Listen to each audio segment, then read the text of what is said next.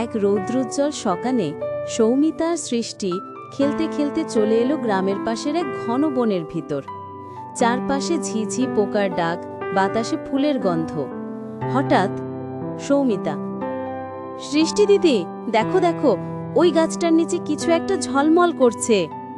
সৃষ্টি, ওটা কি হতে পারে? চলো চুপি চুপি দেখে আসি।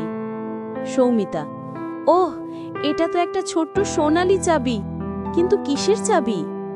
সৃষ্টি, দেখো, গাছের গায়ে দরজার মতো কিছু একটা আছে, যদি এটা ওই দরজার চাবি হয়। সৌমিতা, চলো ট্রাই করি। সৃষ্টি, ওয়াও, দরজার ওপারে রংধনু, নদী, উড়ন্ত প্রজাপতি আর কথা বলা কাঠবিড়ালি। কাঠবিড়ালি, স্বাগতম জাদুর বনে, তোমরা কি আমার হারানো বাদাম খুঁজে দিতে পারবে? সৌমিতা, অবশ্যই, আমরা তো এক্সপ্লোরার। শেষ্ঠী, এখানে দেখো, ঝর্ণার পিছনে কিছু চকচক করছে। কাঠবিড়ালি, ওটাই তো আমার বাদাম, তোমরা সত্যিকারের সাহসী।